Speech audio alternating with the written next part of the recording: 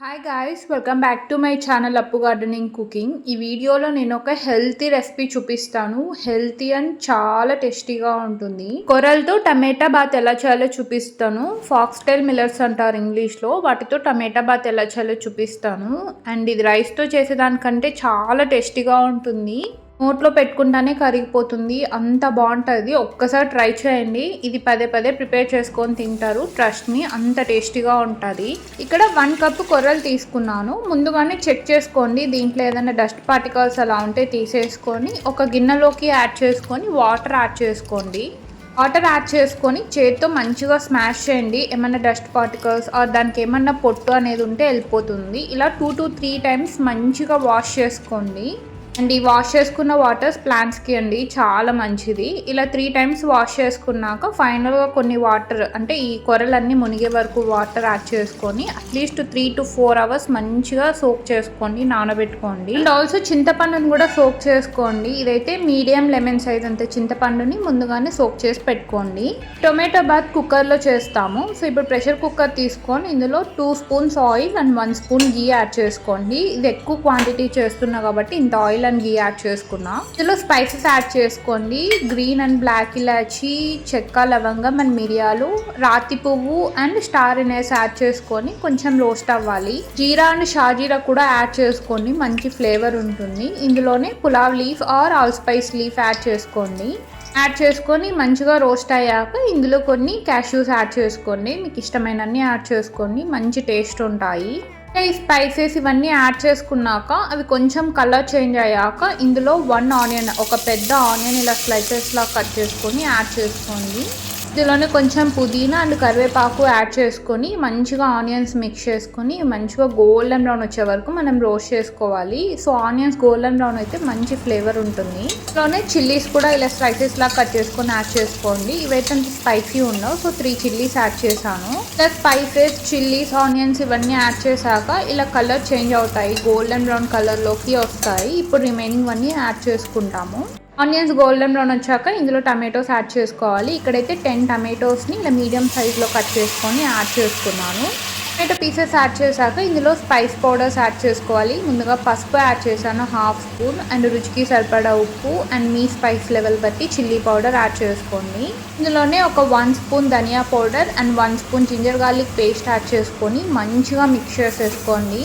ఇదంతా బాగా మిక్స్ చేశాక టమాటోస్ అన్నీ సాఫ్ట్ అయ్యే వరకు మనం కుక్ చేసుకోవాలి. మీడియం హీట్లోనే చేసుకోండి, హైలో అస్సలు చేసుకోకండి. ఇదే ప్రాసెస్ మనం నార్మల్ రైస్తో కూడా చేసుకోవచ్చు, చాలా బాగుంటుంది. అది నేను ఛానల్లో పెట్టాను ఆల్రెడీ. అండ్ కొర్రలతో అయితే చాలా హెల్తీ, సో ఇలా ట్రై చేయండి. ముందుగానే సోక్ చేసుకున్న చింతపండులో గుజ్జు అంతా తీసేసుకొని ఆ గుజ్జు అంతా ఇప్పుడు టమాటోస్ కుక్ అయ్యే దాంట్లోకి యాడ్ చేసుకోండి.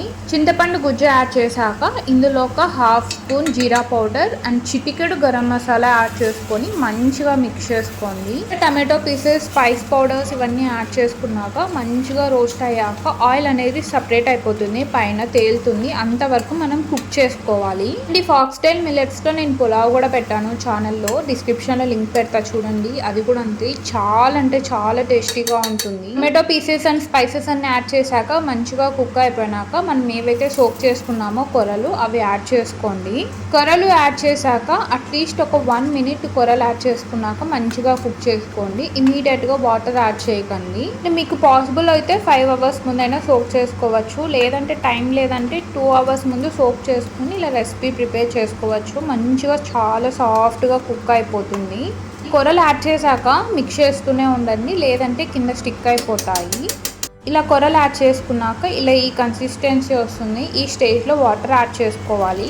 అండ్ వాటర్ క్వాంటిటీ ఎంత యాడ్ చేశానంటే 1 కప్పు కొర్రలకైతే 4 కప్స్ వాటర్ యాడ్ చేశాను. హాట్ వాటర్ యాడ్ చేసుకోండి, మంచిగా కుక్ అయిపోయి చాలా మంచి ఫ్లేవర్ ఉంటుంది.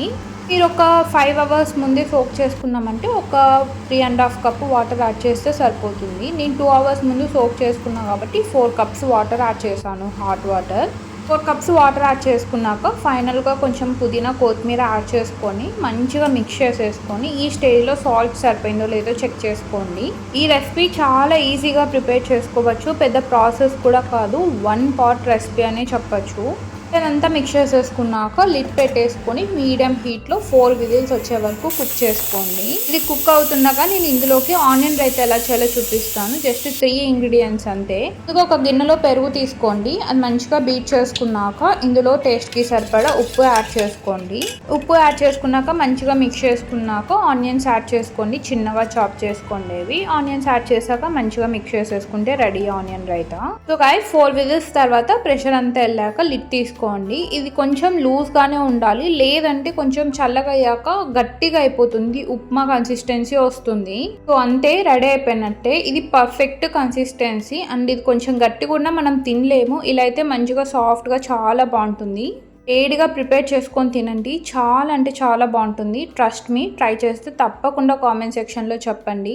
కానీ వీడియో నచ్చితే లైక్ చేయండి, షేర్ చేయండి, ఛానల్ని సబ్స్క్రైబ్ చేయండి. నెక్స్ట్ వీడియోలో కలుద్దాం. Thanks for watching. బాయ్.